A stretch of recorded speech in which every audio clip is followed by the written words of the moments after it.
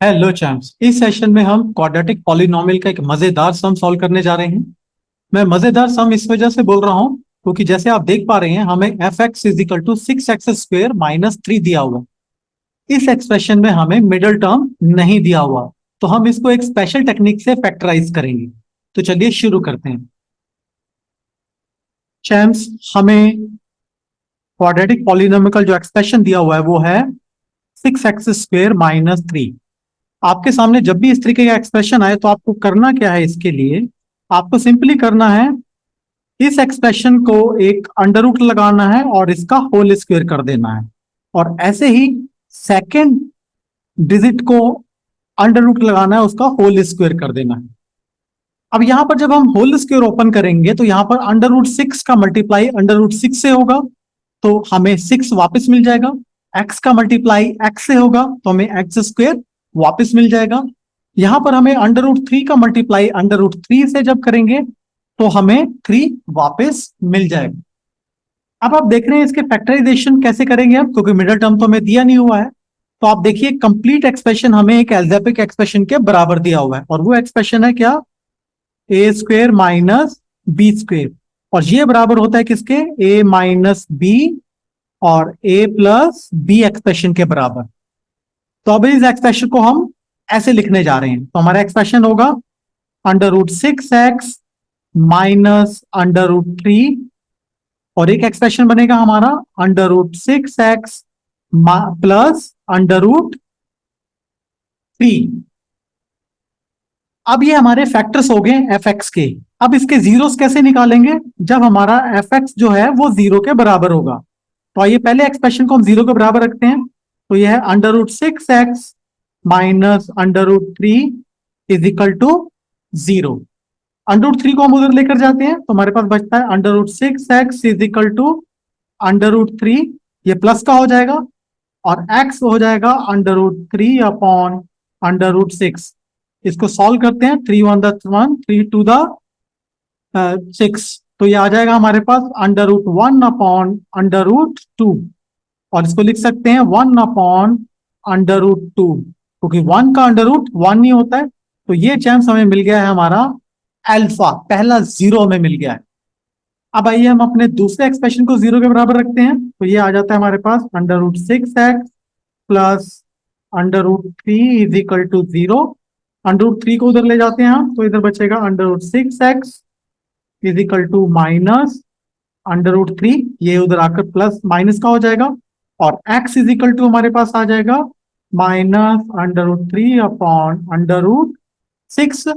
इसको हम वापस सॉल्व करेंगे, under root three one the under root three to the six, तो ये आ जाएगा minus one upon under root two. तो ये हमारा दूसरा हमें जीरो मिल गया, जिसको हम बीटा से रिप्रेजेंट करते हैं। चैम्स, आइए आगे बढ़ने से पहले अब हम यहां पर एक लाइन ड्रॉ कर दें। चैम्स, अब हम हमारे एफ एक्स एक्सप्रेशन को प्रूव करेंगे इसके जीरोस और कॉफिशिएंट्स के रिलेशंस को। तो ये हमारे पास सीधा है six x square minus three, और इसके हमारे पास जीरोस हैं, अल्फा जो है हमारे पास वो है one upon under root two, और हमारे पास जो बीटा है वो है minus one upon under root two.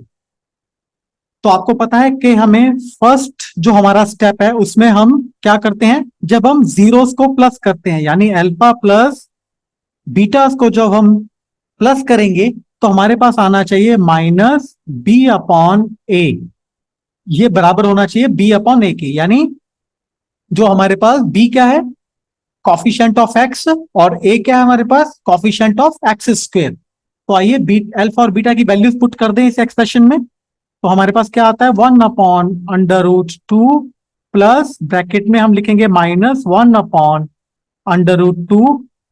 अब हमारे पास बी जो है वो क्या है, वो है कॉफिशिएंट ऑफ एक्स, और कॉफिशिएंट एक्स तो हमें दिया नहीं हुआ, तो इसका मतलब कॉफिशिएंट ऑफ एक्स जो हमारा जीरो हो गया, मगर हमें कॉफिशिएंट ऑफ एक्स स्क्वायर दिया हुआ है जो कि हमारे पास सिक्स है। तो चैम्स, आइए इसको सॉल्व कर लेते हैं। तो हम इसको एक्सप्रेशन को ओपन करते हैं।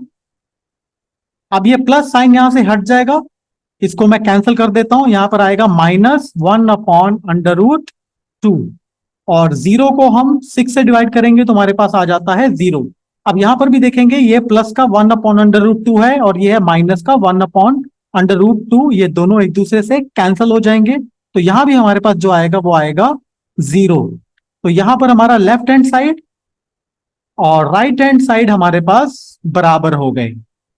तो अब हम कह सकते हैं कॉफिशिएंट ऑफ एक्स जो है हमारे पास वो 0 है, क्योंकि हमें कॉफिशिएंट ऑफ एक्स तो दिया ही नहीं हुआ।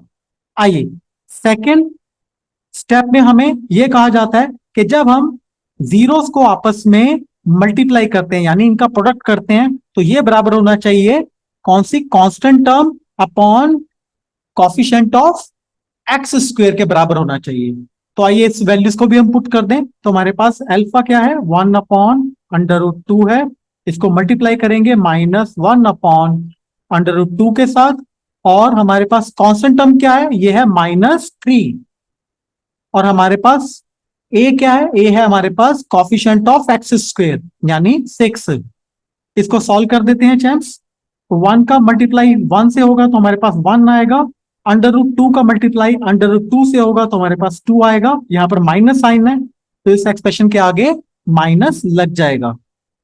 और इसी तरह से 3 को हम सॉल्व करते हैं। 3 1 1, 3 2 6, तो हमारे पास आ जाता है -1/2। तो आप देखेंगे हमारा सेकंड जो स्टेप है इसके अंदर यानी प्रोडक्ट ऑफ हम जीरो बराबर हो गया constant term upon x coefficient of x square के बराबर। तो ये हो गया राइट हैंड साइड। तो ये भी चैम्प्स हमारा आंसर निकल आया और ये भी हमारा आंसर निकला है। तो इस तरह से हमने जीरोस और कॉफिशिएंट्स के रिलेशंस को यहां पर प्रूव कर दिया है। चैम्प्स नेक्स्ट सेशन और भी इंपॉर्टेंट होने वाला है, क्योंकि मैं एक और मजेदार क्वेश्चन और उसकी टेक्निक लेके आ रहा हूं, उसको कैसे सॉल्व करना है। तो मेरे पास नेक्स्ट सेशन में बने रहें। Till then bye and take care.